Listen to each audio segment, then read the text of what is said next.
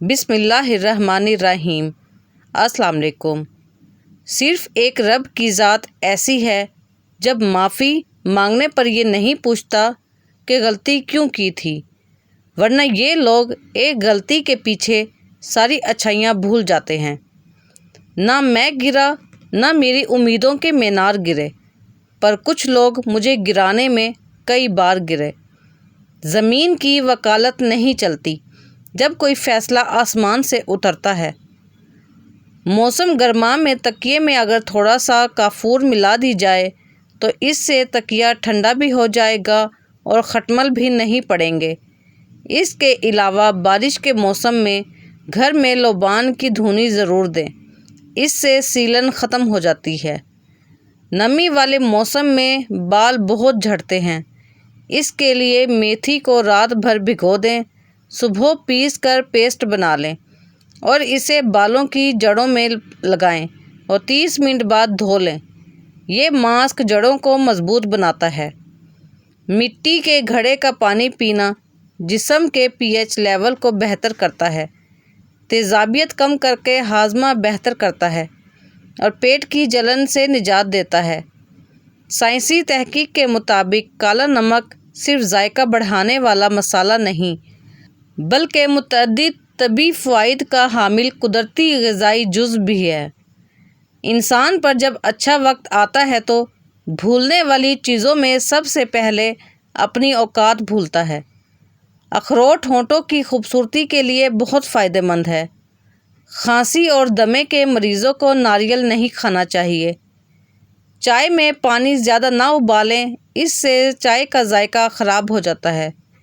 لیموں کے چھلکے ابال کر اس سے منہ دھونے سے چھائیاں ختم ہو جاتی ہیں اور رنگ بھی گورا ہو جاتا ہے۔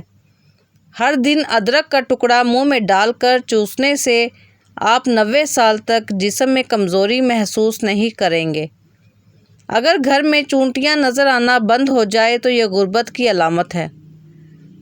حضرت علی رضی اللہ تعالیٰ عنہ نے فرمایا کہ استغفار اور درود شریف کی کثرت انسان کی تقدیر بدل دیتی ہے۔ مون سون میں فالج کا خطرہ بڑھ جاتا ہے۔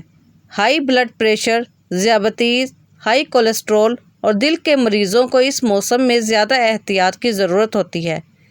سنیک پلانٹ رات کے اندھیرے میں بھی کاربن ڈائی آکسائیڈ کو جذب کر کے آکسیجن خارج کرتا ہے، جس سے کمرے کی فضا خوشگوار رہتی ہے اور نیند بھی بہتر آتی ہے۔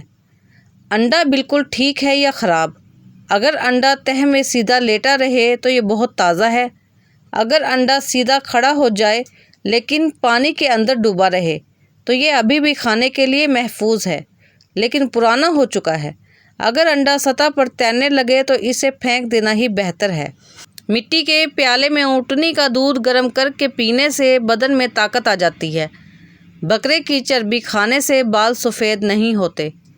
جس دن تم اپنی ماں کو پڑھ لو گے اس دن محبت کی کوئی کتاب پڑھنے کی ضرورت نہیں رہے گی۔ بدگمانی بہت بری چیز ہے۔ یہ انسان کو وہ بھی تصور کروا دیتی ہے جو سرے سے ہوتا ہی نہیں۔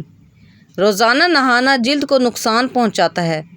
طبی ماہرین کے مطابق روزانہ نہانا جلد کے لیے نقصان دہ ہو سکتا ہے کیونکہ یہ جلد کی قدرتی چکناہٹ اور مفید بیکٹیریا کو ختم کر دیتا ہے۔ اس سے جلد خشک، کھردری اور حساس ہو جاتی ہے۔ تمہیں جس سے محبت ہو اس کے متعلق لوگوں سے مت پوچھتے پھرو۔ ہو سکتا ہے کہ کوئی اس کا دشمن تمہیں اس کی ایسی خامیاں بتا دے جو اس میں پائی نہ جاتی ہو اور وہی تمہاری جدائی کا سبب بن جائے۔ پرائی بیٹی اگر تمہاری دہلیز پر آ کر روئی ہے تو یاد رکھنا کہ عرش والا تمہاری اپنی بیٹی کی مسکراہٹوں کا ضامن کبھی نہیں بنے گا۔ جسم میں پانی کی تھوڑی سی کمی بھی دماغ کے کام کرنے کی صلاحیت کو سست کر دیتی ہے، جس سے انسان بنا سوچے سمجھے غلط فیصلے کرنے لگتا ہے۔